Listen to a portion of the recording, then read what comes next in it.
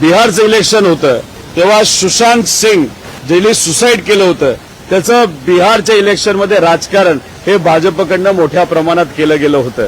आणि बिहारची निवडणूक करण्यासाठी एनडीएतले तिथले जे पक्ष आहेत ते सक्षम आहेत. त्यांना महाराष्ट्राच्या कुठच्या नेत्याचा आधार घ्यायचा काय प्रश्न येतो किंवा आधार घ्यायची काय आवश्यकता आहे असं मला वाटत नाही. 4 वर्ष तुम्ही आता शांत बसला. आता भाजप हा मुद्दा बिहारचं इलेक्शन आणि महानगरपालिका मुंबईच्या इलेक्शन समोर बाहेर काढतो का नाही हे तुम्हाला त्या ठिकाणी बघावं लागेल. निवडणुका आल्या म्हणून एखाद्या मृत व्यक्तीच्या वडिलांनी पिटिशन दाखल करणं हे असं होत नाही.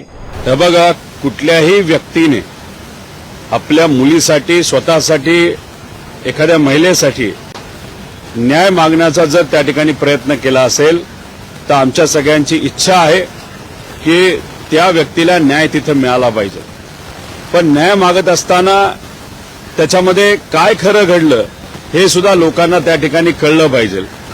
कारण का 4 वर्षापूर्वी आपण जर बघितलं जेव्हा सुशांत सिंगची हत्या झाली होती नाहीतर तिथं सुसाईड झालं होतं आणि दिशा सालियनचं सुद्धा त्या ठिकाणी तिथं जे सुसाईड झालं होतं याच्यामध्ये त्यावेळेस त्यांच्या आईवडिलांनी वेगळी वक्तव्य केलं होतं. आता ते कदाचित 4 वर्षानंतर त्यांना असं वाटत असावं की न्याय मिळावं म्हणून ते कोर्टात गेले असतील. जे काय असेल ते योग्य पद्धतीने त्या ठिकाणी सगळ्या गोष्टी झाल्या पाहिजे अशी आमची सुद्धा इच्छा आहे. फक्त आमचं एवढंच मत आहे की तुम्ही बघाल आजपासून पुढं म्हणजे पुढचे काही दिवस हे भाजपकडनं याचं वेगळ्या पद्धतीने राजकारण केलं जाईल. कारण दिशा सालियनच्या वडिलांनी त्यावेळेस सांगितलं होतं कोणी या बाबतीतलं राजकारण करू नये.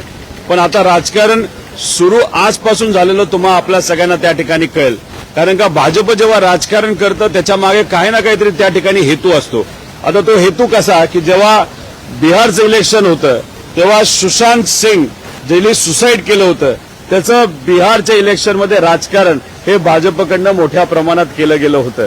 आता तुम्ही जर बघाल टायमिंग फक्त बघून घ्या की आता आजपासून बीजेपीवाले याच्यावर बोलायला सुरुवात करतील आणि 4 महिन्यानंतर बिहारचं इलेक्शन तिथं आहे. त्याच्याबरोबर येतं तिथं बिहार में चुनावी मुद्दा बना सुशांत सिंह राजपूत की मौत बीजेपी ने दिया न भूलेंगे ना भूलने देंगे. म्हणजे 4 वर्षानंतर आता भाजपला ज्या गोष्टी ज्याच्या खऱ्या अर्थाने तुमच्याकडे केंद्र सरकार आहे, तुमच्याकडे केंद्रीय होम मिनिस्ट्री आहे, राज्याची होम मिनिस्ट्री आहे, आतापर्यंत याच्यामध्ये काय खरं खोटं हे लोकांपुढे यायला पाहिजे होतं.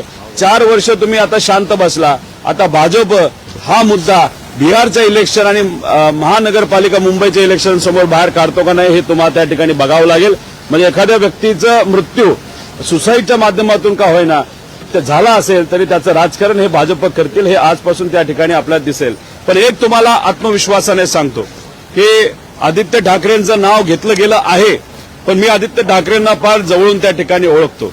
त्यांचा स्वभाव, त्यांचा संपर्क, ते ज्या पद्धतीने त्यांच्या मित्रपरिवाराच्या संपर्कात असतात ह्या सगळ्या गोष्टी बघितल्यानंतर मला असं वाटतं ते 100% खरं आहे की ह्याच्यात किती काय केलं तर आदित्य ठाकरेचं नाव एक तर जुळू शकत नाही आणि याच्याशी आदित्य ठाकरेचं काही घेणं देणं नाही असा आत्मविश्वास माझ्यासारख्याला त्या ठिकाणी वाटतो. फक्त याच्यापुढे त्यांचं कुटुंब जे करेल त्यांना न्याय मिळावा अशी माझी इच्छा. पण भाजप याच्यापुढे काय करणार आहे हे आजपासून तुम्हाला फक्त दिसेल. ते आहे राजकारण भाजप करेल असं आम्हाला सगळ्यांना त्या ठिकाणी वाटतं. आणि याच्यावर आमचा प्रश्न आहे एसआयटी जी फॉर्म झाली होती ते एसआयटीचं झालं तरी काय हे लोकांना तरी त्या ठिकाणी सांगण्यात यावं. पण एसआयटी पण शांत, सगळं शांत. आता मात्र सगळं त्या ठिकाणी बाहेर कुठेतरी आणण्याचा प्रयत्न हा फक्त इलेक्शन पुरता आहे बीजेपी करेल का काय असं त्या ठिकाणी माझ्यासारख्याला वाटतं. जी याचिका केलेली आहे त्या याचिकेमध्ये तिच्या सालियनच्या वडिलांनी याचिका केली आहे त्यामुळे त्यांनी आरोप केला की किशोरी पेडणेकर यांनी त्यांच्यावरती दबाव टाकला होता की नितेश राणे यांच्याविरोधात प्रेस कॉन्फरन्स घ्या म्हणून आणि आम्हाला नजरकैदेत ठेवलं होतं. हा बघा, आता त्यांनी तिथं अलिगेशन केलं. आज त्यांनी त्या बाबतीतलं वक्तव्य केलेलं आहे, ते कोर्टात गेलेलं आहे. आणि मी एक तुम्हाला सांगतो, एक तुम्ही समजून घ्या की या विषयावर तुम्ही माझं जर म्हणणं विचारत असाल तर मुनगंटीवार साहेबांनी जे म्हणणे व्यक्त केलेले ते माझं म्हणणे आहे. त्यांचं सुद्धा म्हणणं काय आलंय की सुळ्याच्या टोकासारखं सुद्धा त्याच्यामध्ये मला काय वाटत नाही चुकीचं घडलेलं आहे.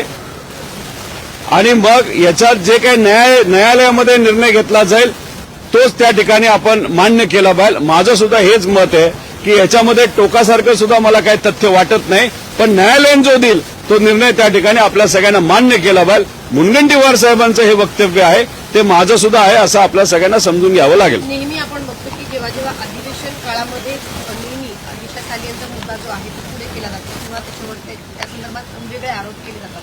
तर आदित्य ठाकरे यांना अधिवेशनामध्ये ते गप्प राहायला पाहिजे म्हणून हा मुद्दा उपस्थित केला जातो. नाही, आता कसं आहे की तुम्ही जर बघितलं की जेव्हा औरंगजेबचं प्रकरण तापवण्यात आलं होतं तेव्हा भाजपला असं वाटलं की चला अधिवेशनामध्ये लोकांचं लक्ष, आमदारांचं लक्ष, मीडियाचं लक्ष हे काही प्रमाणात आपल्याला विचलित करता येईल. पण हे करत असताना त्यांच्यावरच बऱ्यापैकी हे प्रकरण शेकल्यासारखं आता जाणवायला लागलेलं आहे. आरएसएसली सुद्धा भाजपला आता वारेवर सोडून दिलेलं काल त्या ठिकाणी आपल्या सगळ्यांना बघायला मिळालं. अशात आता वेगळं प्रकरण कुठलं? आता ठीक आहे, मी म्हणत नाही की जे दिशा सालियांचे वडील आहेत त्यांनी मुद्दामून आत्ताच तो विषय त्या ठिकाणी काढला त्याच्यावर न बोलता, पण आजपासून तुम्ही बघाल भाजप आता औरंगजेबला त्या ठिकाणी विसरून आता ह्या प्रकरणाला मात्र त्या ठिकाणी वारं देईल. या प्रकरणाला थोडंसं मोठं करण्याचा प्रयत्न त्या ठिकाणी करेल. त्याच्या मागे फक्त राजकारण असेल, दुसरं कुठलीही गोष्ट त्या ठिकाणी नसणार. मला असं वाटतं की बिहारच्या निवडणुकीशी महाराष्ट्रातल्या कुठच्या नेत्याचा काही संबंध जोडण्याचा काही संबंध येत नाही. बिहारची निवडणूक ही बिहारच्या विषयावर होणार आहे. देशात झालेल्या विकासाच्या मुद्द्यावर बिहारची निवडणूक होईल आणि बिहारची निवडणूक करण्यासाठी एनडीएतले तिथले जे पक्ष आहेत ते सक्षम आहेत. त्यांना महाराष्ट्राच्या कुठच्या नेत्याचा आधार घ्यायचा काय प्रश्न येतो किंवा आधार घ्यायची काय आवश्यकता आहे असं मला वाटत नाही. दुसरी महत्वाची गोष्ट अशी आहे की महानगरपालिकेच्या निवडणुका आल्या म्हणून एखाद्या मृत व्यक्तीच्या वडिलांनी पिटिशन दाखल करणं हे असं होत नाही. कदाचित त्यांच्या भावनांशी संबंधित हा विषय आहे आणि म्हणून त्यांच्या वडिलांनी पिटिशन का दाखल केलं हे त्यांचे वडीलच सांगू शकतात. त्यांच्या भावनेची बाहेर चर्चा करणं हे योग्य नाही, कारण शेवटी त्यांच्या घरातली ती मुलगी होती, त्यांची स्वतःची ती मुलगी होती आणि तिच्या बाबतीतले निर्णय ते स्वतः घेऊ शकतात.